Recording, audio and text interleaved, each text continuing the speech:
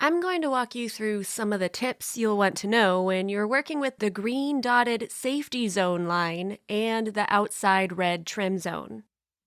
For future reference, you'll find helpful instructions right here when you click on the trim icon, but I'm going to visually walk you through it so you can feel more comfortable. First, let's talk about the green dotted safety zone. The green dotted line is your guide to make sure that essential elements like text, your logo, or pictures stay safe. You do not want any of those types of items to go outside the green dotted line. Let me show an example with some text I'll drop in. You can see the text is going outside the green dotted line. I need to adjust it because if I don't, the text you see outside the green dotted line has a high probability of being trimmed off. So I'll move it up. But as you can see, it's still going past the green dotted line at the bottom. One thing I can do is adjust the font size. Another thing I can do is adjust the dimensions of the text box by widening it, but make sure to keep the text box inside the green dotted line. We're so close, but you can see it's still going beyond that green dotted line at the bottom. So I'll once again adjust the entire text box up a bit. And now everything is safely inside the green dotted line. There's nothing to worry about. It's going to look great.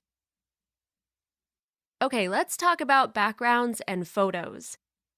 When you deal with backgrounds and photos, pay close attention to the outer edge of the red trim zone. When you add a background, make sure the background expands all the way to the outside edge of the red trim zone.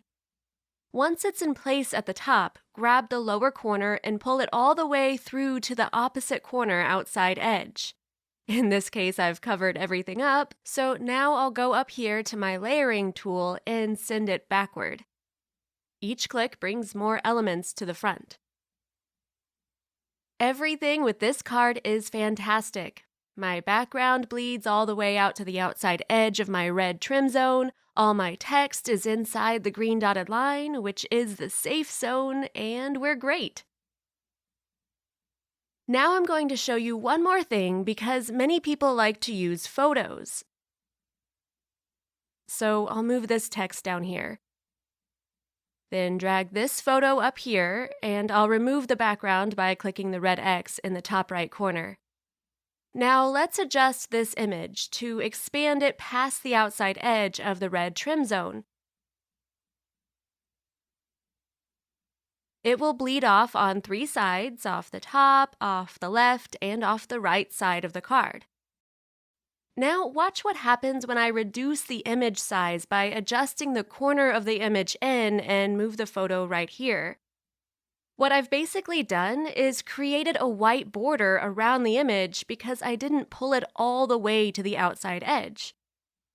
Remember, if you do not drag your images through the red outer edge, you run the risk of creating a white border near your image. If you want your images to bleed off the edge, be sure they are expanded all the way to the very outer edge, unless you want a white border. And when it comes to text or logos, please keep them inside the green dotted line, and your cards will be looking fantastic.